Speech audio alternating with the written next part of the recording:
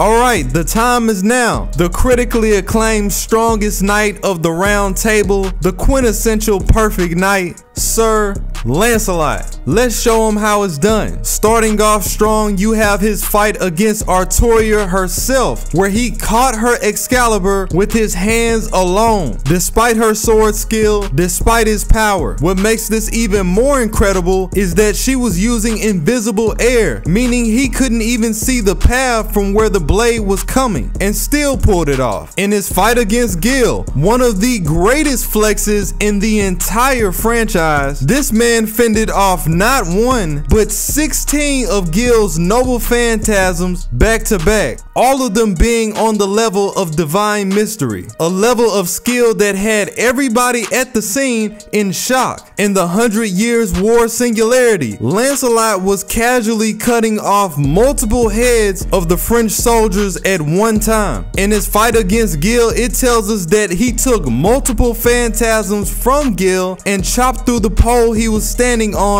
like butter. He even caught one of the phantasms out the air and responded to the rest of Gil's attacks with that same weapon. You ran into the right one today. Despite her being injured by Diarmu, he immediately overwhelmed Saber with his great power. The manga even going as far to show us that he pushed her back a long distance. With just 3 quick hits, he was able to crater the ground below the door of Kiritsugu's storehouse and make it fall off the hinges. The strength of him knocking down this door being compared to a mechanical crane. In the first singularity, he had one-shotted countless French soldiers just by punching straight through them. At the pier against Saber, it tells us that even if she was uninjured, it's highly unlikely she would be able to handle his massive power. He got stomped out 8 times by Skander's divine bulls and was able to shake it off despite the injuries being fatal. You even had Iskander, who complimented his survival and began to praise his durability. He also mentioned that the attack should have been more fatal, but Lancelot twisted his body out of the way of the chariot. In the first singularity, he tanked a head-on charge from St. George while he was riding his horse. In the servant verse, you have Jane mention that he was constantly taking asteroid debris to the face and wasn't even bothered. At the time that Gil was shooting him with several phantasms, his entire barrel exploded in his hand and he just tanked it. He disguised himself as Iskander, fatally injured Maya, and made off with Irisville before Kiritsugu could even get off his command spell. Mind you that he used this command spell to teleport Saber in milliseconds. He covered 500 meters in less than half a second. This means that he was moving several times Mach speed for just a casual task. In his fight against Saber, we know that she smashed her Excalibur straight into his forehead and his helmet was strong enough to tank it. From the 100 Years Singularity, we know that Lancelot has the ability to heal himself by using the blood of fallen soldiers. In Fate Zero, we know that he was able to grab a hold of a fighter jet that again is traveling at Mach speeds. He has ridiculous amounts of durability, being able to dodge St. George's attack right after having his entire arm amputated. When it comes to Lancelot, anybody can get it. Just minutes after his confrontation with Gil, he was already going after Saber with his newly found weapon. Kiritsugu mentioning his monstrous dexterity even though he had just obtained this weapon. In the servant verse, you had Ishtar mention that his bloodlust is unlike anything she's ever seen before. In Fate Zero, it tells us that his will is so powerful that it took Karya 2 command spells just to get him to follow orders. In his assault against Saber, it tells us that in spite of her wound, it was actually his skill that was giving her no opening for a response. In the Einsburn consultation room, Lancelot mentioned that when he went up against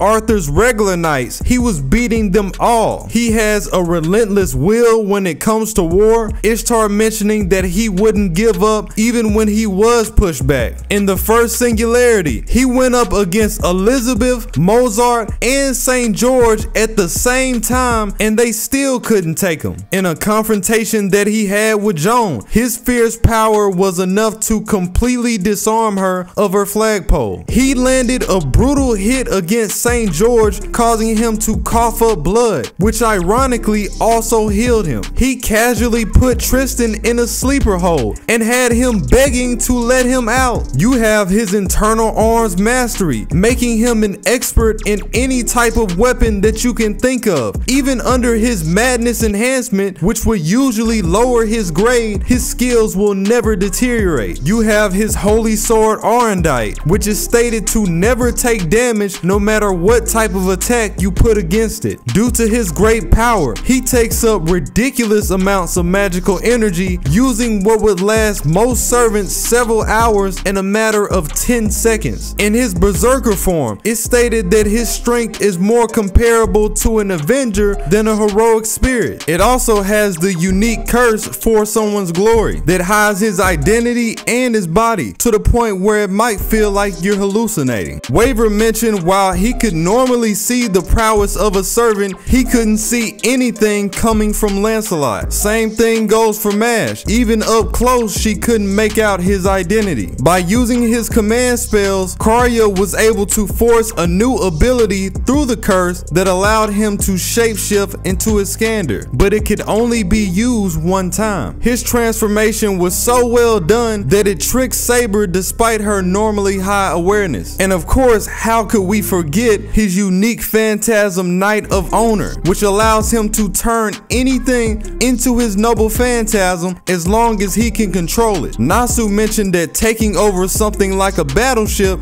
is out of his league, but as we saw in Fate Zero, he can take complete control of a fighter jet with no problem. He used one of these same fighter jets to go up against Gil in his aircraft, dodging several of his phantasms and spinning so hard that he ruptured the organs of the pilot that was inside. By infusing his magical energy, he was able to keep up with Gil's Vimana, an ancient Indian aircraft that we know fights on a high level. He continued to dodge a number of Gil's phantasms, and though they came close, Lancelot was still able to survive just moments before hitting the ground. Gil himself couldn't believe it. He was also shown using his magical energy for manipulations, rerouting the trajectory of his missiles post-fire, then turning the jet's flares into inferno grenades and knocking down Gil's entire ship. You had Iskander call Gil out for prolonging their upcoming battle, but it was mostly because he was injured by Lancelot. Once again, Lancelot was out here moving like a menace. Once he got finished with Gil, he went straight for Saber for the second time around, dumping numerous autocannon bullets, which are stated to come out at least 12,000 rounds per minute. Add on the fact that it was being reinforced by his magical energy, and it was more like a hailstorm of death. It also mentioned how he casually tore off this cannon, which weighs over 400 pounds. In their fight at the garage, he instantly blew up Saber's entire motorcycle the moment she entered the building. The novel tells us my boy was out here toting 2 machine guns, firing them both at 20 bullets a second.